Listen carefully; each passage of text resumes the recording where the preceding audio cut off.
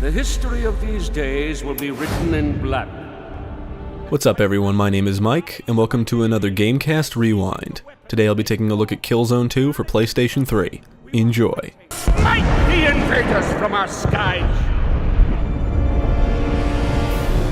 I didn't get a PlayStation 3 at launch, but there were some games I really wanted to play that were exclusive to the system, Resistance and Killzone 2 being two of them. Other than that, most of the games I wanted to play were multi-platform, and I already had them for 360. Eventually, I did buy a PS3, and I think Resistance was the first game I got for it. I think Killzone 2 was next, and at the time, I had never played the first Killzone, but I didn't care. I remember everybody was talking about Killzone 2, and it's often considered one of, if not the best, first-person shooter for the PlayStation 3. Developed by Guerrilla Games and published by Sony Computer Entertainment, Killzone 2 was released in February 2009. The story takes place 2 years after the events of the first game, and this time, the ISA takes the fight to Helgen, home planet of the Helghast. So let's take a look at Killzone 2 and see why it's held in such high regard. The game includes 4 difficulty modes: Recruit, Trooper, Veteran, and Elite, which must be unlocked. I have beaten this game before on Trooper way back when, so this time I completed it on Veteran, and it does provide a decent challenge. Sev can walk, run, sprint, jump, crouch, man turrets, and perform a melee attack. Now you can snap to cover and lean out to shoot at enemies, and iron sights is also introduced. Taking cover is essential in this game, and is the only way you can really stay alive during hectic firefights. Instead of finding health packs, Killzone 2 employs a regenerating health system, and now you can only carry 2 weapons instead of 3. You're always equipped with a sidearm like a pistol with infinite ammo, and you can only swap it out with another pistol. This makes deciding what primary weapon you want to carry a little more important because some weapons are better for specific situations. Sev is also equipped with a knife and can carry multiple grenades, including frag and electric grenades, that electrocute enemies upon impact. This game utilizes the PS3 controller's 6-axis motion sensing technology, and honestly, I forgot this was even a thing. At several points in the game, you'll need to rotate or turn the controller, usually to turn a valve or plant explosives. This feels more like a gimmick than anything because it really adds nothing to the gameplay. There are collectibles of sorts that you can find in each mission, including intel and destroying Helgen symbols. Destroying all of the Helgen symbols rewards you with an achievement, and collecting intel rewards you with unique content on Killzone.com, which I don't believe is available anymore. I tried launching the website from the main menu, which took me to a blank page, but I did log into the site on my computer and couldn't find any unlocked unique content for the game. Many of the weapons from the original Killzone return, including the M82 assault rifle, STA-52 assault rifle, the LS-13 shotgun, which is now equipped with a flashlight, and the M327 grenade launcher, among others. Unfortunately, the developers felt the need to remove the alternate fire modes, and I'm really not sure why. There is a wide array of new weapons, including the VC-32 sniper rifle, which also utilizes the 6-axis technology to keep your aim steady. You have one opportunity to acquire the VC-5 arc rifle, which can fire electric blasts, and is easily one of my favorite weapons in the game. It's just fun electrocuting enemies, watching them gyrate and scream in agony.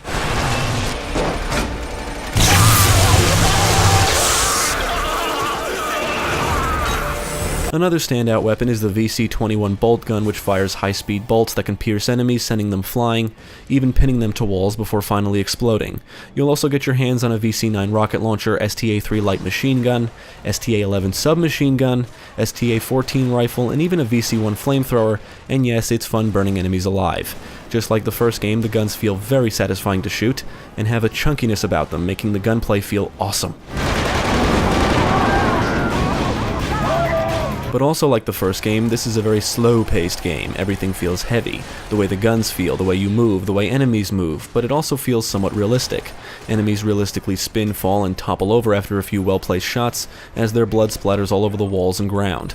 Combat can be very intense in Killzone 2, something the first game was never able to truly capture. I'd rather we had met in combat, like soldiers. I agree, but we find ourselves here. Indeed. Most of the enemies, especially in the early missions, are made up of assault infantry troops, but as you progress you'll come up against a whole roster of different enemy types. Shock troopers, snipers, riflemen, commandos, pyro troopers, and the heavier types, which can be seen as mini-bosses. Unfortunately, there's only 2 heavy type troopers, and they both require the same strategy to defeat. They're both heavily armored and require you to shoot and blow up the tanks on their backs. The heavy trooper is equipped with a chain gun, and the arc trooper is equipped with the VC-5 arc rifle, and that's the only real difference between them. The ARC Trooper seems more like a traditional boss character, since you only need to fight one of these guys and it's in a small arena. Another boss type enemy is the A-TAC, which is this large flying drone equipped with a machine gun or chain gun and can even fire rockets. Later in the game you'll have to deal with sentry bots, which are like smaller versions of the A-TAC but don't fire rockets. Now the enemy AI has been significantly improved since the first game, and enemies now pose a real threat. They'll do the basics like shoot at you, snap to cover, shoot from cover, blind fire, and they seem very grenade happy this time around, which does become a little irritating. But now enemies will actively try to stay out of harm's way, they'll advance on your position, suppress you, and sometimes even flank you. You're always outnumbered and usually have to deal with waves of enemies, so you'll be moving from cover to cover often. Unfortunately, the friendly AI is really annoying. Most missions have you fighting alongside one or more allies, and they just get in your way, which becomes really fucking annoying, even resulting in your death, at least on the veteran difficulty. They will shoot at enemies, but I've seen them just run past enemies, they'll repeatedly take shots without moving, and they just become a nuisance. They will divert attacks away from you, but they can also go down, and you have the option to revive them, that is, if you can get to them. I would suggest you do, otherwise you become a bullet magnet.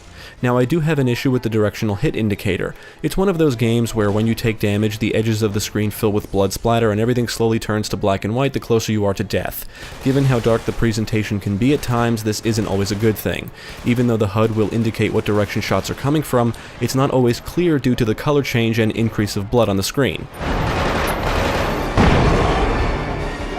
It can just be distracting and becomes annoying because you might not know what direction to move to get to safety. There's several times where I died and I really couldn't tell you how or from what direction the fatal shot came from. There's also no grenade indicator, and I guess that's fine since I can see it as a form of immersion. Plus, grenades usually make a beeping sound, and if you're close to one, you'll hear it. All the missions in Killzone 2 are pretty linear, but you can bring up a waypoint to your next objective at any time during gameplay, and checkpoints are plentiful. One mission lets you drive a tank, which can be used to blast enemies and vehicles to hell. Another mission has you manning an anti-aircraft gun to repel attacking enemy ships. And another mission has you piloting an exoskeleton, which is like a mech that can fire rockets and is equipped with a machine gun. As exciting as these sequences are, it's the on-foot combat that really steals the show. You'll navigate through a Helgen village, refinery, Vasari Square, and even across a bridge, which is one of the standout missions in the game, because you need to escort a convoy across it and push back enemy forces. There's actually a few sections where you need to advance and push enemies back, and it's not a matter of just killing every enemy to proceed forward, at least in my experience. They'll just keep coming. You need to slowly move forward, because if you just hang back and pick off enemies one after another, they'll just keep spawning. This can become frustrating, especially if you're not aware of this, and you're sitting there for 20 minutes blowing away hundreds of guys before realizing you actually need to move forward during the fight. But the cool thing about these missions is that they all contain memorable and intense battles.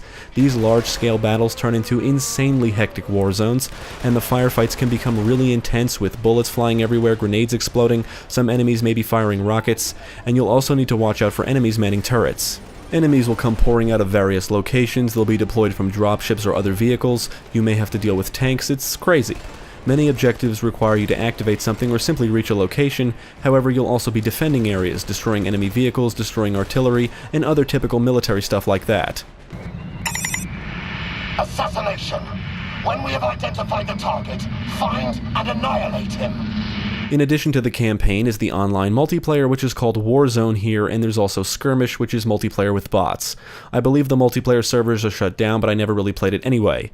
However, I did get a chance to play the Skirmish mode. You can choose the map, how many bots, and bot difficulty. Those are the only options you get, and it sucks. I know people rave about the multiplayer, and I'm not sure what's different about creating a game in multiplayer compared to creating a game in Skirmish, but the lack of control you're given in Skirmish truly blows. A Skirmish session will cycle between all of the different game modes, including body count, search and destroy, search and retrieve, capture and hold, and assassination. Each game mode is timed, and you cannot change anything about this. I don't like it at all. I think it would make for an interesting online multiplayer experience, but if I'm playing with bots, I want control, you know what I mean? Before a skirmish begins, you have the option to choose your faction, ISA or Helghast, character class, and if you want to create any squads. During a skirmish, you have limited health regeneration, and a stamina meter and motion tracker are both visible on the HUD. Now there's multiple character classes to choose from, each with their own unique ability, which I think are both referred to as badges, as well as access to weapons. You can actually choose a specific class, as well as choosing a secondary ability from other classes. The Rifleman class is like your standard soldier, and I think it has access to most primary weapons. However, this class does not have any unique abilities. The medic carries a reviving device to revive fallen allies, and its secondary ability is health packs. The engineer can deploy a sentry bot which will attack enemies, and engineers can also repair things like broken-in-placed machine guns and ammo boxes. The tactician can throw spawning grenades which allow teammates to spawn wherever the grenade lands, and its secondary ability is a drone beacon which summons a drone to fly around and shoot at enemies. The assault class provides you with 50% more health, and you can also equip boost pills that provide a large speed boost and small health boost for a brief time. The saboteur can disguise itself as an enemy and lay down C4 proximity mines that trigger when enemies come near them. Finally, there's the Scout, which is equipped with a cloaking device to turn invisible, and it can also utilize the spot and mark ability to mark all visible enemies. In multiplayer, I know you can actually rank up by acquiring points, and certain ranks unlock new things like the ability to create squads, clans, and access to new weapons. I have no idea if you can rank up in skirmish since I never actually finished a session due to boredom, and it kind of blows that everything isn't unlocked from the get-go. I can understand it for multiplayer, but I'm playing against bots. Just give me everything. In multiplayer, you can earn ribbons for kill streaks and unique kills, and medals are awarded for acquiring a specific amount of ribbons. I have no idea if you can earn these in skirmish. I never did, and it's very possible I just suck. I would say the bot AI isn't anything special. Most of the time, a medic would never come rushing to me if I was critically wounded, and I saw some issues with their pathfinding. However, they do make an attempt to complete all objectives. I noticed that enemy bots always manage to throw grenades directly at my feet. They never underthrow or overthrow. It always lands right at my feet. Every skirmish session will cycle through all the different game modes. I'm assuming a session ends when you complete every mode, but I'm not sure since I never finished the session. If you win a match, as in whatever game mode you're currently playing, that adds 1 point for your team, and the team with the highest number of points at the end, whenever that is, wins. Body count is just team deathmatch. Search and destroy requires you to defend your team's objects or destroy the enemy's objects. Search and retrieve involves your team acquiring the propaganda device spawned in the center of the map and taking it to the collection point. Bring home the set amount of these devices and your team will win the match. Capture and hold requires your team to capture and hold on to towers scattered throughout the map. Assassination requires you to kill the enemy target within the time limit or defend your team's target before he or she is killed. Ultimately, I would say skirmish sucks. It lacks a lot of customization options, and the bots are not smart enough to be fun. It really sucks that you have basically zero control over game modes and time limits. Like, if you just wanted to play a match or two of body count, you cannot do that. I understand Killzone 2 was the ultimate multiplayer experience for many people, and I won't comment on it since I didn't play it. With that said, I assume the skirmish mode is not a good representation of the online multiplayer because honestly, it blows and could have been a lot better. Killzone HD actually gave you more options when it comes to creating bot matches. The only upside in Killzone 2 is the bots are a bit smarter. Listen to this shit makes me want to break something. Some characters from the first game return, including Jan Templar and Rico Velasquez. Jan is now a colonel and is sent to attack Pyrrhus, the capital city of Helgen, with the goal of arresting Emperor Skolar Visari. One of the ISA units taking part in the attack is Alpha Squad, led by Rico, and serving under him is the protagonist of the game, Thomas Sevchenko, who goes by the nickname Sev. So this time around you're playing as one character instead of multiple. Preventing Alpha Squad from reaching Visari is Colonel Reddick, commander of the Helghast 2nd Army, and you'll traverse through a variety of Helgen locations, pushing back enemy forces, eventually reaching Visari Palace for a final showdown. The story in Killzone 2 seems to be all about the war and less about the characters. Compared to the first game, the story is a bit more interesting here, but I don't think any of the new characters are fleshed out enough, but the voice acting is decent. Brian Cox returns to voice Skolar Visari and gives the best performance in my opinion, even though the character doesn't really have many lines throughout the campaign. The other standout voice actor is Sean Pertwee, who voices Colonel Reddick. Interestingly enough, he voiced General Haka in the first game. Most of the dialogue is okay, there's a lot of swearing, and because I found it hard to get attached to any character, most of the attempted drama falls flat. Killzone 2 is all about shooting Helghast, and shit is it fun. Not like this, man. I'm going after Visari. Not waiting here for his goddamn army to come finish us off. Now, Killzone 2 looked pretty amazing in 2009, and honestly, the visuals still hold up today. It still looks really good. Facial animations are stiff, some textures appear blurry up close, and the game does lack in color, which I think is intended, but this is easily one of the best looking PS3 games, period. Overall, Killzone 2 has a very dark tone in terms of the story, and it's also reflected in the visuals. Everything is kind of dark, and it's got this whole vignette effect going on with the dark corners at the edges of the screen.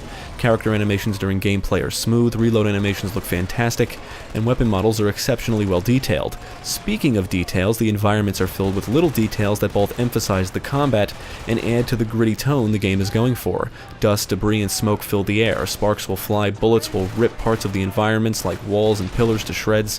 Lightning will rip through the sky, drones and aircraft will be flying around overhead, and the environments do an amazing job portraying a completely war-torn world with destroyed buildings, fire, and rubble all over the place. Bugs will populate the Helgen wasteland, you can shoot the helmets off of enemies, and this is all complemented by the amazing audio work. Not only does Killzone 2 do an amazing job visually depicting this fictional war, but the sound work is what really drives it all home. All of the weapons sound incredible, you can hear bullets whizzing past your head, booming explosions will surround you, soldiers will be constantly shouting, and it all just turns into mass chaos, but in a cool and awesome way. When you're finally given the chance to breathe, you'll often hear gunfire and explosions in the distance, especially in the more urban environments. Now the music is also worth mentioning. The soundtrack is full of orchestral scores that all sound cinematic and dramatic in nature, and really do a fantastic job at building up tension. There's also some memorable tunes here and there, including the music heard at the main menu.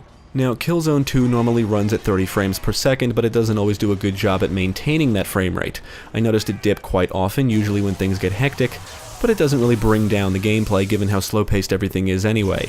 I heard some characters repeat dialogue in a rapid loop several times, and there's also the annoying pauses for several seconds while the game loads. I actually thought the game froze at first, but luckily there is nothing game-breaking and these issues can easily be overlooked.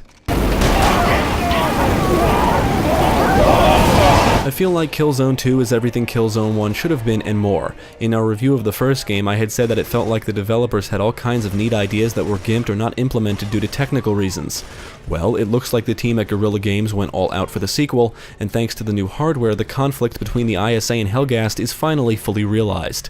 I had a lot of fun with this game, and it has aged very well. I guess I would say this is easily one of my favorite first-person shooters for the PlayStation 3. All encounters become intense, hectic, crazy gun battles with tons of explosions, bullets, and screams to make it all feel realistic and immersive. Unfortunately, the story doesn't really grab me, and maybe that's just because of my personal preferences. It's a shame because I enjoyed the backstory and potential of it all, but I don't find most of the characters interesting, and I can't say the plot does a good job at making any of them memorable. I like the Helghast enemy designs, the weapons, the gunplay, and the entire presentation. I would replay the campaign just because the gunplay and amount of detail put into everything is so incredible, but outside of the multiple difficulty modes, there's not a lot of reasons to return unless you really care about the collectibles. Unlike the first game, there's no multiple characters or different paths, and the skirmish mode is kind of a letdown. But the gameplay is just so much fun you may want to experience the campaign all over again. The gameplay and the presentation driving it are what really steal the show here. I should mention that Killzone 2 includes single-player stat tracking, which I love. It's just one of those things I really love seeing in games. I enjoy looking at a breakdown of my performance, especially if I play the game religiously.